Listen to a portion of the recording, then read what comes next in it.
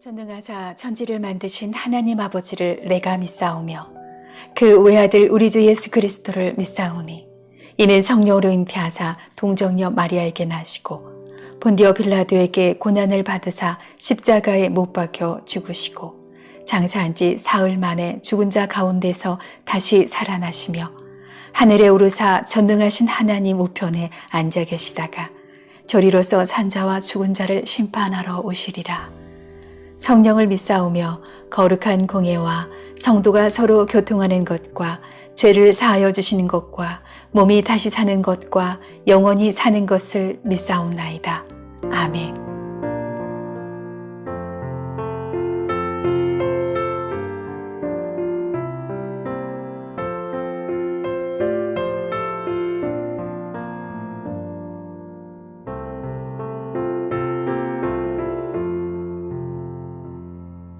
죄지 맡은 우리 구주 어찌 좋은 친구인지 걱정 근심 무거운 짐 우리 주께 맡기세 주께 고함 없는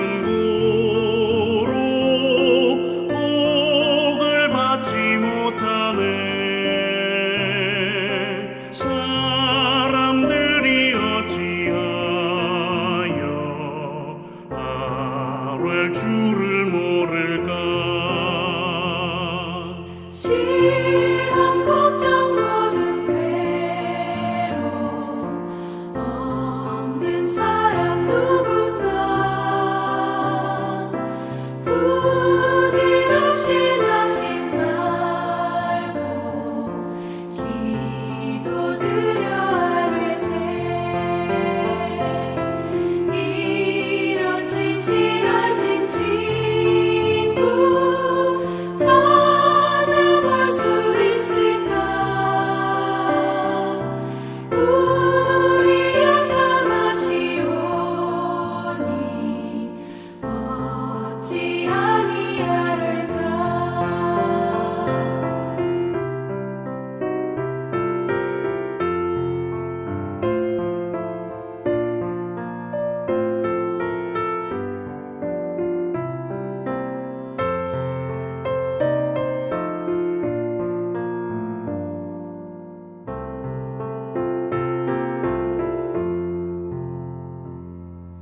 근심 걱정 무거운 짐 많이 진 자 누군가 비난 저는 우리 예수 주께 기도드리세. 세상 친구 멸시하고 너를 조롱하여도 예수 품에 안기어서 참된 위로받겠네.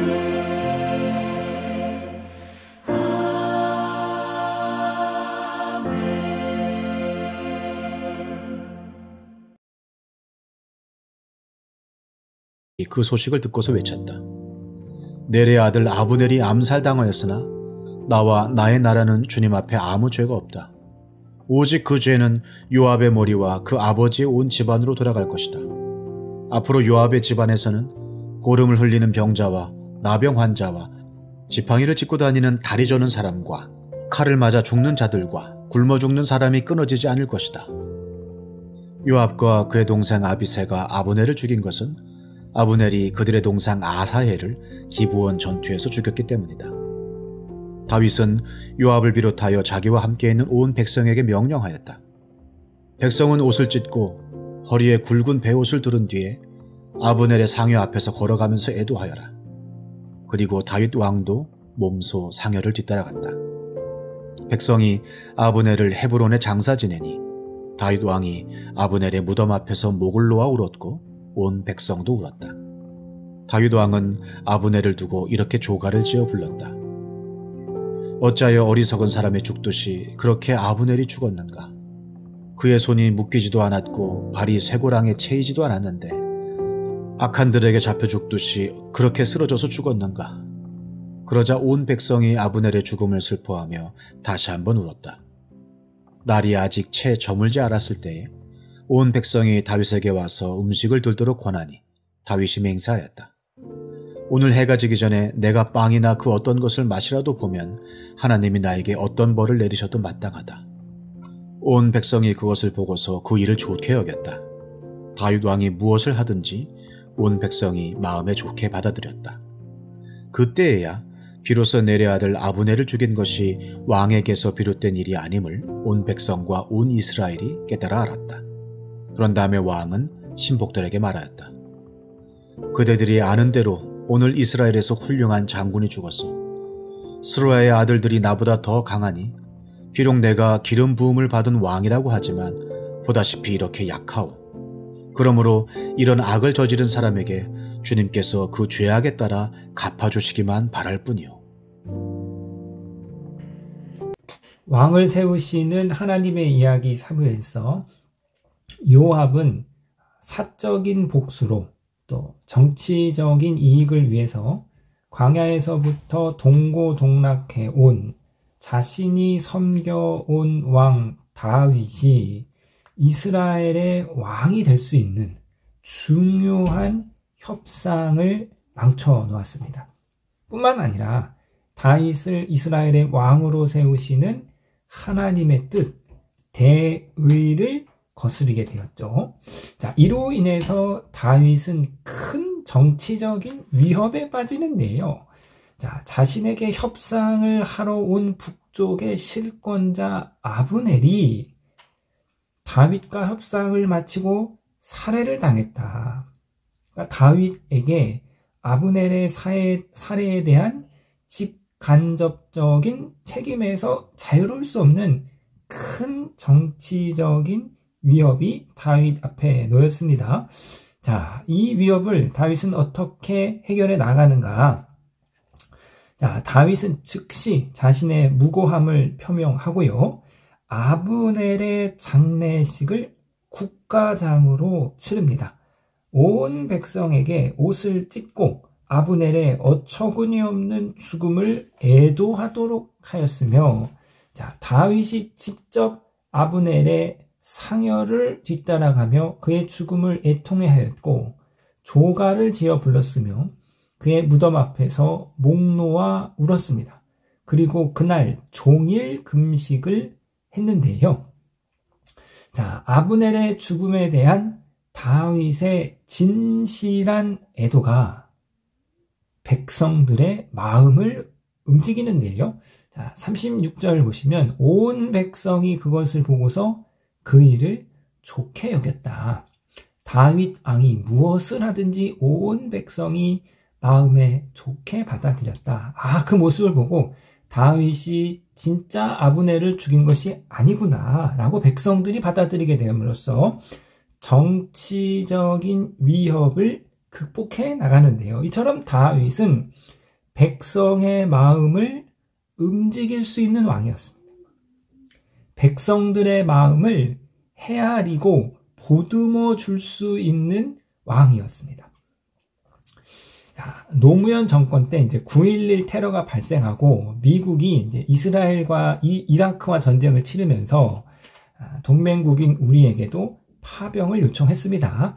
자, 노 대통령의 지지층 진보 세력을 비롯한 국민 전반은 이 파병에 대해서 반대를 했는데, 그러나 미국과의 관계에서 어쩔 수 없이 대통령은 이 일이 옳지 않은 일임에도 불구하고 파병을 결정하게 되고, 이에 대한 비판이 거세졌습니다. 특별히 노 대통령의 지지층에서의 비판이 거세는 정치적인 위협을 맞게 되는데요. 여러분 기억하실지 모르겠지만 노 대통령이 우리 군대가 파견된 자이툰 부대를 극비리에 전격적으로 방문하게 되는데요. 한 군인이 대통령을 화락 껴안는 장면이 이제 우리의 기억 속에 이제 많이 남아 있습니다. 그래서 이 일이 있은 후에 대통령을 비판하는 세력이 잦아졌고 정치적인 위협을 잘 이제 넘어갈 수 있었는데 파리에서 외교 일정을 마치고 고국으로 돌아오는 길에 그 비행기 항로가 이스라엘을 지나가니까 대통령이 야, 우리의 청년들, 우리의 부대가 저기 있는데 내가 그 위를 그냥 지나가는 것이 마음이 편치 않다. 한번 보고 왔으면 좋겠다. 라는 대통령의 결단으로 이제 이 일이 진행된 것이죠. 이승만 대통령과 유경수 여사가 독일 파독 간호사들, 광부들을 독일에 가가지고 만나서 그 손을 부여잡고 눈물을 흘리고 안고 울어줬던 그 모습을 통해서 국민들의 마음이 움직이고 국민들이 큰 위로를 받고 국민들이 그 어려운 시절에 참 위안을 얻었던 것이죠.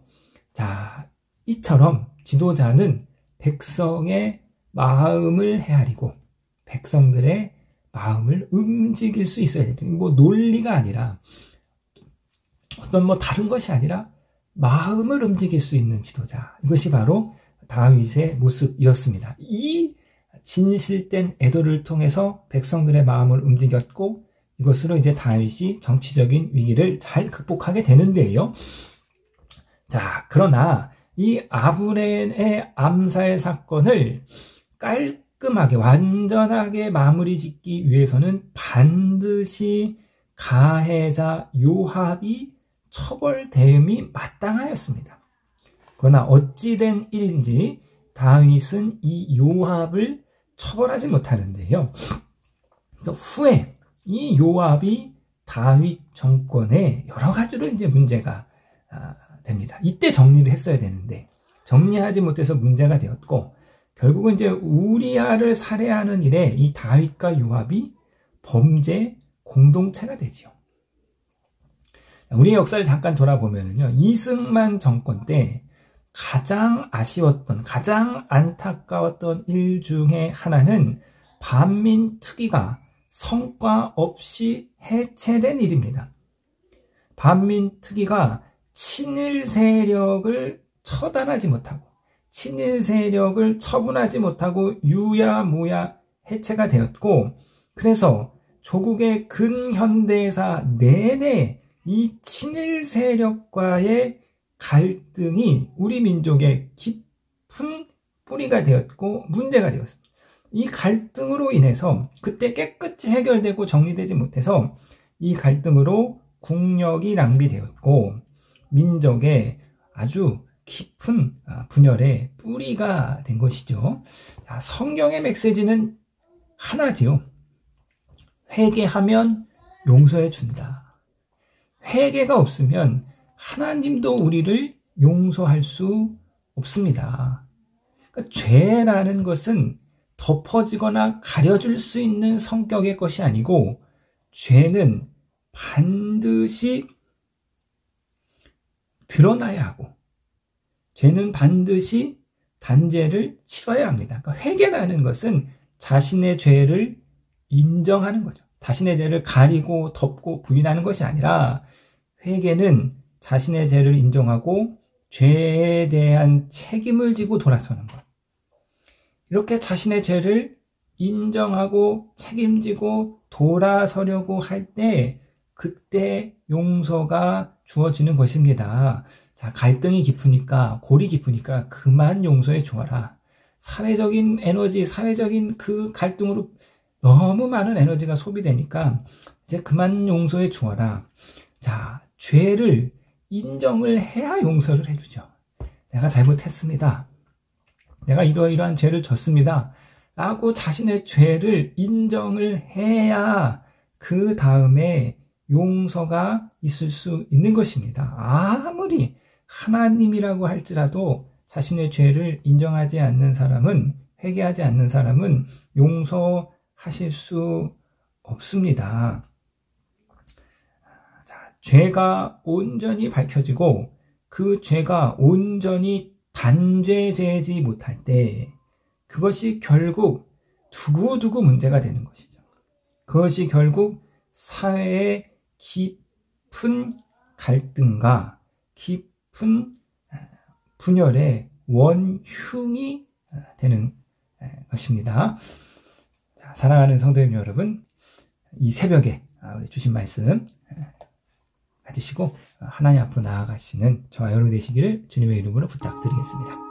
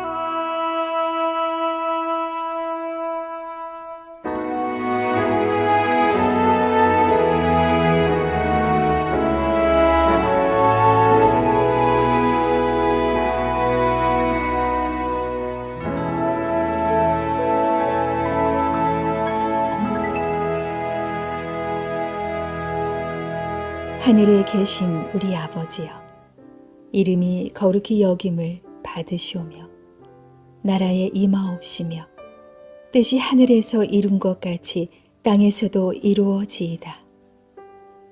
오늘날 우리에게 일용할 양식을 주옵시고 우리가 우리에게 죄 지은 자를 사하여 준 것 같이 우리 죄를 사하여 주옵시고 우리를 시험에 들게 하지 마옵시고 다만 악에서 구하옵소서. 대개 나라와 권세와 영광이 아버지께 영원히 있사옵나이다. 아멘.